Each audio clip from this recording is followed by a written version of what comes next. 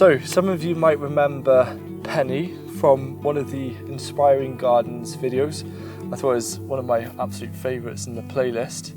And I've been coming back here quite a few times this year because we're filming for a bit of a project, which is a lot of fun. But for people who maybe never seen you before, could you give a little introduction about who on earth you are and what you do? I'm Penny. I live at Sunnacoid, One Planet Development in Carmarthenshire. I'm a market gardener, I'm a seed saver, and I love teaching and sharing my skills. And what is a One Planet Development? A One Planet Development is a Welsh policy that allows people to live in the open countryside as long as they have a business plan and make 70% of their minimum needs from land-based income. Nice. And perhaps I'd say like the thing that you're, with the whole thing of One Planet Development, the big emphasis is on self-sufficiency. Yeah. And so could you give us a little bit of an idea on like what that is for you as a person? What is self-sufficiency for you?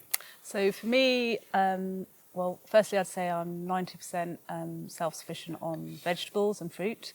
For me, it's about growing highly nutritional food for myself and for my family and my friends and for people who also buy my veg. And it's about obtaining a yield. So with all the veg I grow, I mostly ferment it, and then I can eat it all through the years. We've just had lunch actually, yeah. and it's been so tasty. Yeah. Because there's a lot of. Yeah. I've just learnt how to make pizza beans.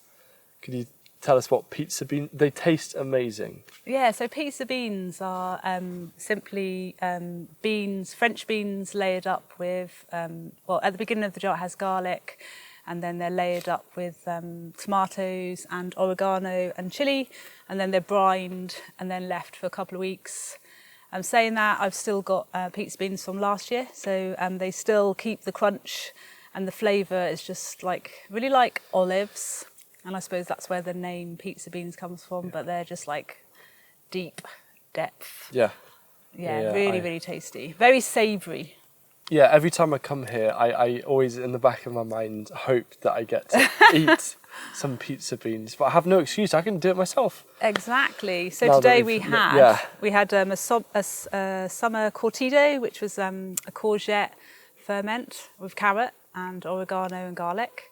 Yeah. We had some kimchi that I made in July. We had, what else did we have? We had the pizza beans. Yeah.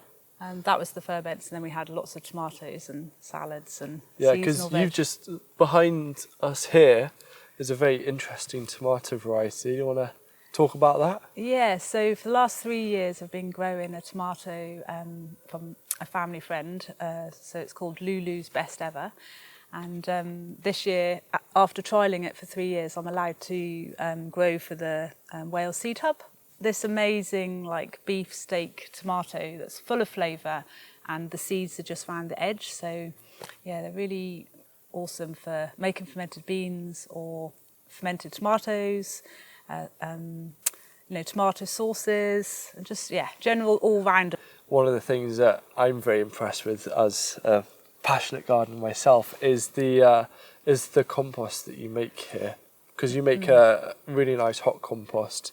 And then you bring it out here and everything looks so lush and vibrant. So do you have any, like, we get into that season where in a few weeks we'll be taking lots of stuff out of the garden, and it's a good time to make compost for gardeners. So have you got any like tips for people who are new to composting? So we've got a lot of grass growing, so it brings the heat into your compost, and if you can get your hands on muck, and then with your the veg that's going over, or the tops of your beetroots or your onions and garlic and your spring onion tops and everything, if you break it all up, layer it up with the grass and the muck and the sawdust, you're going to make really good compost. And also I inoculate my compost with LAB, which will probably be on another video. But yeah, and also when you're bringing in the crops, what I'd say is like always give back. So I have a relationship with my soil. I really take care of my soil. But when I lift a crop up, then I'll always top dress with some compost, and I'll say thank you and give back to the earth by giving some nice compost back. So, you know, you always, you know, there's no free lunch, is there? So you always have a relationship and give back. But I've got a sawmill down the road, and they've just got too much sawdust, so they're happy for us to go and collect it. And they're timber framers, so mainly it's larch. Nice. So it's softwood, and we use it for the compost toilets here. But yeah, sawdust makes really good compost. You know, with compost, you want to go sort of a 50-50 sort of green and brown. That's what I do, and it works really well. So the sawdust just really lends itself to making compost. Yeah. And finally, it's kind of mid-August. Yeah. So what are you doing in the garden over the next kind of couple of weeks? So a lot of harvesting and a lot of making ferments and bringing in all the tomatoes and making canning my tomatoes, making passata, and then crops that are coming in, and empty beds will be top dressed, and sowing green manures. So I've got a lot of celia sowed already, and I'll be sowing tares as well. And then I've just got some little cabbages in, beetroots, spring onions, a bit of pak choy. So yeah, just getting that last bit of harvesting, but thinking green manures really. Yeah. Yeah. Brilliant. Yeah. Right. And Phacelia is a really good one because it's so pretty. Oh, it is. Mine, I let some of it flower, and it's just like I've never seen so many bumblebees in like a square metre. It's one of my favourites. Yeah, and also a good thing to sow right now are perennial flowers. My garden is full of flowers. I love flowers. I think flowers are good for your soul.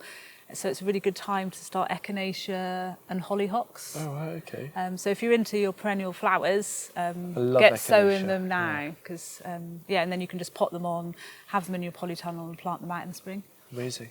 Right. Well, you'll be seeing Penny quite a bit over the upcoming months, especially on this project that we're working on. But Great. Thank you. Nice. Just thought we'd have a little chat, and am I booked in to come again next month? I reckon. Good. Yeah. Cool. Yeah.